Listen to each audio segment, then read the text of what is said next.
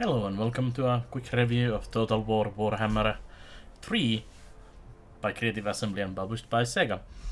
So this is the third installment in the series of Warhammer games in Total War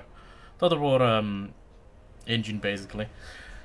So if you're not familiar with either of the brands basically previously, Warhammer is the miniature game by Games Workshop, both fantasy and 40k, which is the space version basically. This one being of course of the fantasy one. And Total War is a series of strategy games where you run a kingdom in turn-based mode, and then you do combat in real time with a pause and scalable time. So this being the third in the series, obviously continues what the other two have been doing. And the new thing in this is basically a couple new races, which we can take a look at right now. So you go into the new campaign here, and you got the new 8 races that you can play in this one, which is the Kislev, the Grand Cathay, Demons of Chaos, Ogre Kingdoms, which was a DLC, basically. And then the 4 Demons of Chaos, so Khorne, Nurgle, Slanesh, and Cheens. And of course, if you play the Demons of Chaos, you can he's basically the undivided, so you can have demons from all of the 4 factions, but without all the fanciness that goes specifically for like Nurgle with all the plagues and some of the special units and so on. And Ogres have been really cool. I've been playing Ogres recently myself.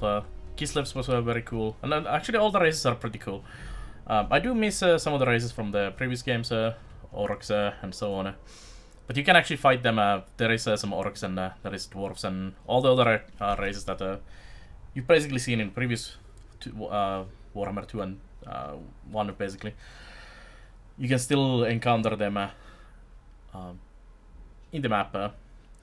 And this is like the map on this one is like a very northern part where the Chaos chills out in the northern waste, and also with the Kislev with the Ice Queens and all of that. And then also to the east where the Grand Cathay is located. And supposedly, not currently yet, but with 1 and 2, the Creative Assembly introduced this concept of like a grand campaign, where you have this a gigantic map where you play basically all against all the factions in this massive, super long, massive campaign. And 3 is also supposed to eventually get it. It doesn't have it currently, but eventually we'll be able to play all of these races with the other races as well, which is interesting. Kislev and the Chaos are the recommended first campaigns, and also if you check out in the menu, you have the prologue here, which is kind of the tutorial for the game.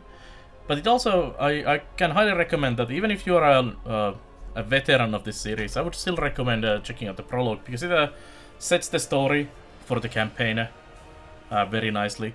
And it's actually pretty well done tutorial for one. So I actually played the tutorial for 2 just a day before I played this one, and the improvement from 2's tutorial to 3's tutorial is actually pretty nice.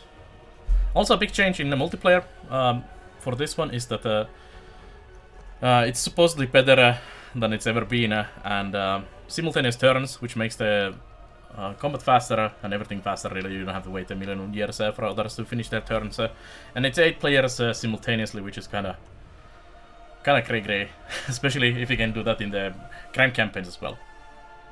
You can also do battles. There's ranked matchmaking and so on. You can do also versus AI, and there's also some quest battles and so on. But yeah, that's basically the basics of the game. Let me switch to a little bit of a gameplay. This is from my Ogre campaign that I was playing yesterday on stream. So you can see a little how the game looks while I talk about the other features of the game. So you can see some of the map stuff here, and usually a little bit of combat in a second as well, and how things look. Total War Warhammer 3 is basically more of the same. If you played 1 and 2, this is basically very, very familiar to you. And if you played other Total War games like the Three Kingdoms or some of the older ones like Shogun or so on. And so a lot of the stuff is very familiar. There's like marginal few changes and improvements here and there, but it's the same concept and same combat and same everything pretty much between the games. Just the theme and the maps and stuff like that changes. So it's a very nice addition to the series, but there is some issues. Especially, mainly, I've had a lot of performance issues. Even though I have a pretty decent PC and most games run quite nicely. This one, I've had to lower my settings a decent amount, more than I would expect for a game like this, especially on the map. And the map seems to get terribly laggy the longer and longer your campaign goes, and there starts to be more and more armies going on, and the camera tries to chase them, and it seems it's not very fluid, for sure. Not that it really affects your gameplay, but other than you're just waiting for turn to end, and the map is just and the camera is kind of jerking around weirdly. Also, other people have been complaining about performance issues in general, and one big issue I had was that I installed the game originally to my normal hard drive and not my M2 SSD, and loading times, just loading up the map, loading up into a battle, loading out of the battle into the map again, and so on. Loading times are absolutely terrible if you don't have a fast SSD. Like I was just doing auto resolve on combats just to not avoid as many of those loading screens as possible while I was having my not SSD. And SSD is pretty much like mandatory for this for having a good experience. But yeah, that's the biggest issues. Like the battle here, you can see what I'm doing ogres against some I think these are Empire. Battle works really well. I'm really satisfied how the battle looks and everything goes in that. It's very much what you expect from Total War game if you played one previously. Units look really good. Models are amazing. The effects are really cool, and it's just fun to see the mayhem mayhem happen on the battlefield. So they've done a really good job, at least on that. But yeah, if you are totally new to the series, I would probably skip on this for now, but instead check out Total War Warhammer 1 or 2. Depending, if you really want to play one of these races, then consider this one. If you just want to dip your toes into the series, I would check out the first two first, and if there's a race there that may interest you more, or one of the other Total War games, like Three Kingdoms is fantastic. I would recommend that as well. But also, this game is on Game Pass, so Windows, PC, Xbox Game Pass, whatever they call it these days, is having this day one. So that's a good way to check it out as well, instead of dishing out what 60 euros. This is on Steam for me. I think you can get a month of Game Pass currently for €1 if you haven't had it before. So I would try out the game throughout there instead first before just jumping into this. And the same goes for like the mega fans of the series. If you're used to having the big grand campaign and mods and all that. This map may feel very small, and these campaigns may feel very small for you, and you might not be, I don't know, it might be just not big enough and interesting for you. Of course, playing all the new races is gonna be fun, but unless you really have the urge to just run into here immediately, it might be worth waiting a little bit, see if the performance issues get dealt with, and whenever that big grand campaign jumps in, and you can then play the grand campaign. But I mean, I've played this now a bit over 40 hours on stream, and I've been really enjoying it as well. So it's not a bad game in any sense, other than there's a little performance issues and